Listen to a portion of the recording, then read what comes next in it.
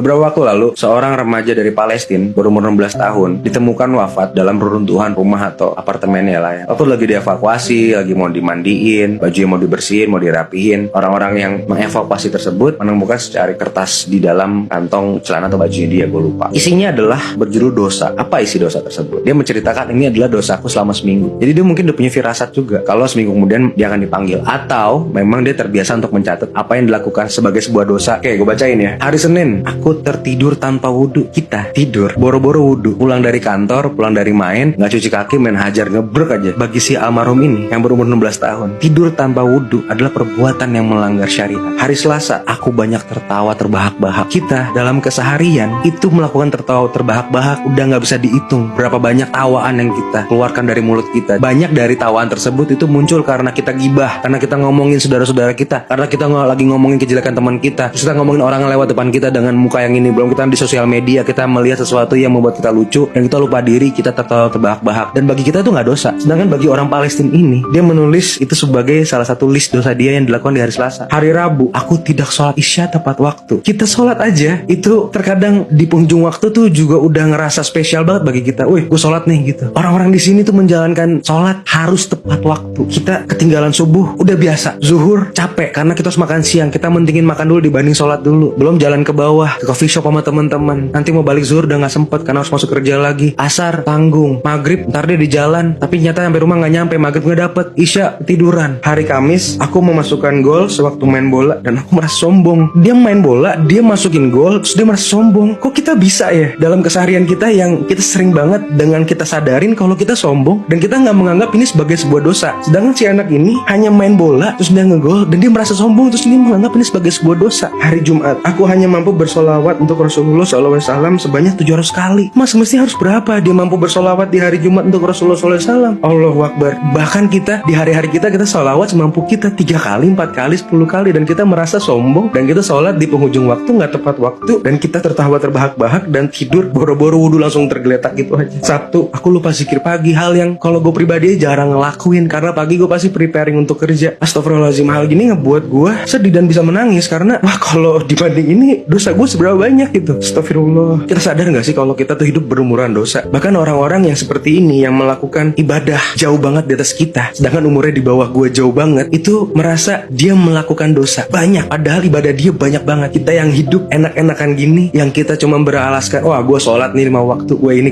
selesai, kita menganggap itu sebuah ibadah yang sudah cukup padahal belum cukup karena kita nggak pernah tahu pahala kita, dosa kita itu bakal kita giring ke akhirat kayak gimana, bakal kita giring untuk mempertanggungjawabkan di mahkamah Allah tuh kayak gimana, kita nggak pernah tahu dan kita sepertinya kita belum siap untuk itu. Kita hanya pura-pura untuk siap. Astagfirullah.